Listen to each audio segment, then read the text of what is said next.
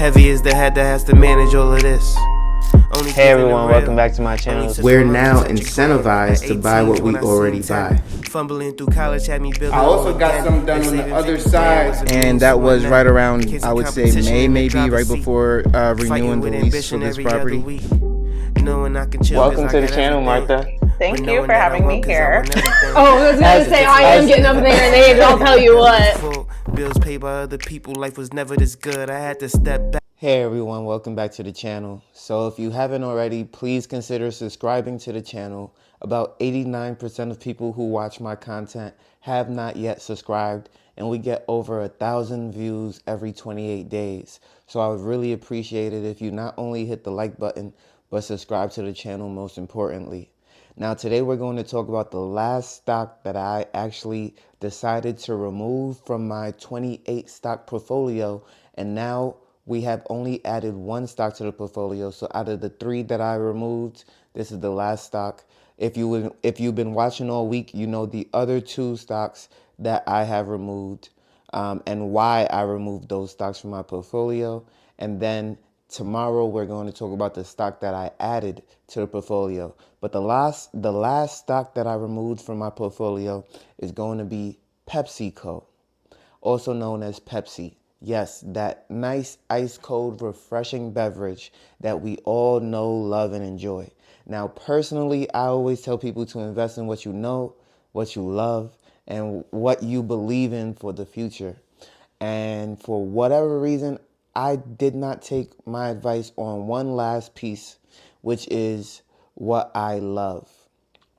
I know Pepsi. I know what their vision is for the future, but I don't love Pepsi. Right? And the reason for that is I don't drink soda.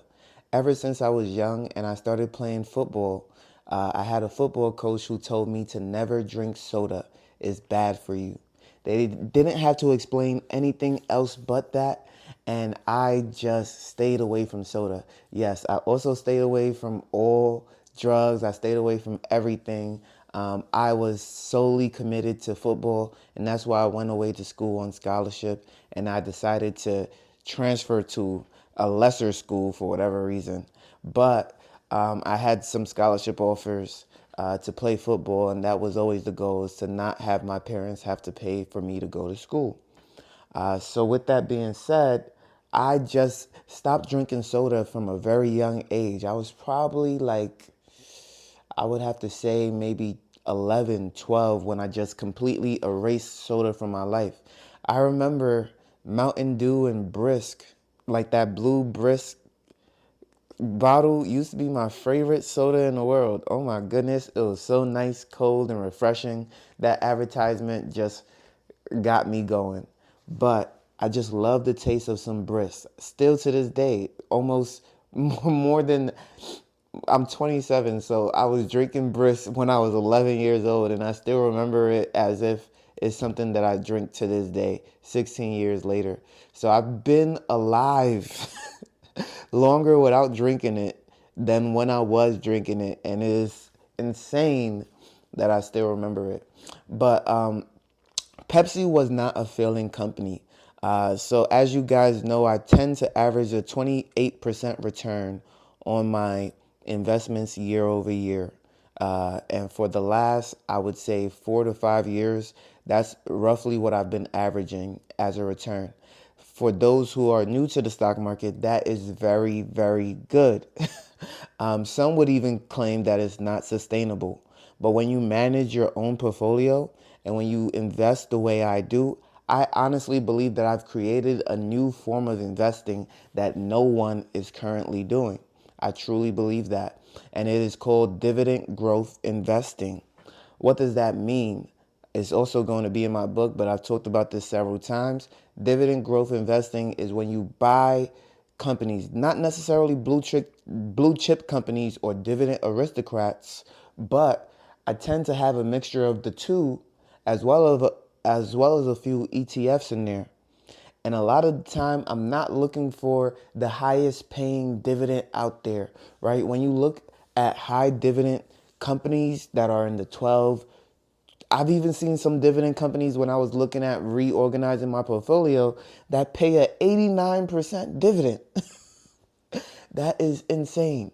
89% dividend. Like, how do you intend to stay in operation paying 89% of everything you make? That is insane. To make any profitability is absolutely not possible.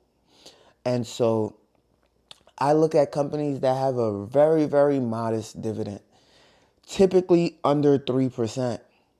And for the company, one of the companies that I sold off was actually given a 3.18% dividend, which was very, very good. And if they were in the green, I would have said, man, oh man, such a great dividend for my portfolio. I try to keep my entire portfolio at 2% dividends, payouts, a 2% dividend yield. However, a lot of the times we'll see that when my stocks continue to grow as they should, the dividend percentage is decreased a little bit. And so right now, my dividend payout is about 1.68%. But obviously, that's not where I hang my hat. It's the growth of the portfolio as well. I'm buying good companies that grow a lot quicker than 10% a year, but pay a modest dividend of around 1 to 2%. And so I let go of Pepsi, even though they were in the green, because I think I was only up about 2%, maybe 6%. It was, I had one company at 7%, and it must have been, let's see, Sony was at 2%, Pepsi must have been at 7%. Those were the two companies that were under like 16, 18%. Those were the only two companies under that, and then I had one negative company that I just had to sell off. Even though I believe that they're due for a comeback and a rebound, I don't believe in them, so I'm not going to hold on to them. So again, following those principles, believe in it, like it, use it, know what they're doing for the future. And so for Pepsi, I had to let it go. As well, I had Coca-Cola, so that's really why I bought Pepsi. A lot of the reason why I bought Coca-Cola, one, Warren Buffett really does endorse the company, even though we know that he has a lot of his own assets tied to it. And I actually appreciate that. That's why I always show you guys my stock market portfolio, because why would I tell you to jump into something and my own money is not into it, right? So if I'm going to say, hey, this is what I'm doing right now, not necessarily telling you what to do, because I'm just a random guy on YouTube and you should seek your own financial counseling and do your own research. But if I'm talking about a company, and I'm not invested in it, I'm going to make that very clear. Or if I am invested in that, I'll also make that very clear so that you know where my interests lie and that you're not dumbfounded by anything that is going on. Now, again, this is just for educational purposes, and this is not me giving you financial advice on what to invest in.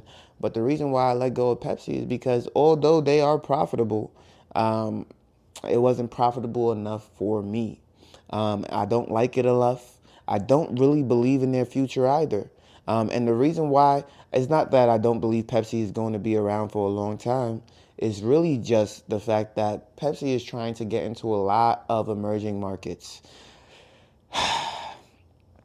And, they're actually trying to get into my home town, my home country of origin. Now, again, I'm born and raised in New York City, but I am African, and Pepsi is trying to get into Africa.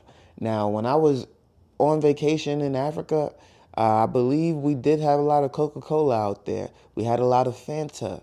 I didn't necessarily see Pepsi. So for Pepsi to be such a big player in the game and not already be in these spaces is actually very concerning. It does show that they can make a lot of money in those spaces, but now they have to work so much harder to advertise to these people who never knew what Pepsi was or what Pepsi does or how long they've been around, right? And so Coca-Cola and Fanta is already tens of steps ahead. They already have all the market share.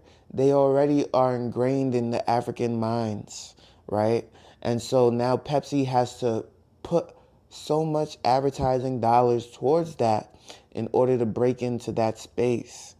And, you don't notice these things at the time when you're just having a refreshing beverage. And again, the last time I drank soda, I was like 11. So over the last decade, I'm sure Pepsi could have made some strides. But to be honest, I just think there's a gap. There's a gap there. There's a big gap there, and it's going to take a lot of advertising dollars. It's going to take a lot of media coverage and costs to cover up all of the mistakes of not really hitting those markets when you should have. Now, of course, in the U.S., Pepsi is pretty good. They have really good standing. They're ingrained in a lot of pizza companies, in Sunday Night Football, even more so than Coca-Cola. If I have to really say that, it's the truth. But when it comes to foreign countries, I would say Coca-Cola has them beat. Fanta has them beat. And so, when I think about my childhood memories, Fanta was really good. I have to see if Fanta has a stock, because now that might be something I'm interested in. Let me see. Fanta stock. Fanta USD stock price. Wow. So Fanta does have a stock. But when you guys see this, you are not going to be interested at all. They are currently at 0.000122 USD, which means they're less than a penny. More than less than a penny. They're a tenth of a penny. And over the last 5 years, they went from, how much were they trading at? Let's see, all time. Yeah, this doesn't make a lot of sense. I'm looking at it on the Yahoo Finance, and it's not making a lot of sense, but no pun intended. It doesn't look like it's ever been at even a penny for the Fanta coin market cap. Yeah, so does Fanta have a stock? The last known stock price of Fanta was blah, blah, blah, blah, blah over the last 24 hours. So yeah, less than $0. You can essentially say that they're bankrupt. They should just go private. Maybe I can buy the company, make something shake, sell it off to Coca-Cola or Pepsi. But yeah, that's why I got rid of my Pepsi stock. It wasn't profitable enough for me. I don't believe in it enough. Now, I don't just sell every company that is negative or not doing higher than 10%. O shares, back when the recession was looming, interest rates were rising at a rapid pace. O shares is a single home ETF, which means it's an exchange traded fund that holds a bunch of assets in single family real estate. And I held on. They pay a monthly dividend, which is also enticing. But I held on because I knew that high interest rates were not going to last forever. And while it was down, while it was low, while everyone was kicking it, saying, oh, these high interest rates will last forever, listen, I just kept buying. I kept buying. In fact, I increased my position in O shares. Why? Because interest rates will eventually come down. A lot of their single family houses don't have that much debt on them, and single family is a lot easier to rent. I know that from experience because I have single family houses myself that I rent out. And so I am heavily incentivized to keep my position in O shares. And guess what? They turned a profit. They turned a really good profit. And I'm super proud to have said that I held on. But all the other companies that I just let go, including Pepsi, I just don't have that same belief in them. I don't have the same belief in Pepsi. Now, do I believe Pepsi is going to be negative for the next 10 years? No, but I don't believe in it enough to where I believe it's going to make me over a 10% return year over year for the next 10 years. And so I'd rather go ahead and invest in something else that I absolutely believe in. And mind you, in the same time frame, Coca-Cola has given me a 20% return. 20%. Which means it is doing way better than Pepsi. Way better. Although it isn't as profitable, a lot more money is being made with Coca-Cola. And as long as there's money to be made, I'm in the game, baby. So if you like this video, again, please consider subscribing to the channel. You know I post every single day at 8 a.m. daily on YouTube, Rumble, and on Spotify for podcasters. And I can't wait to see you on the next one. Peace.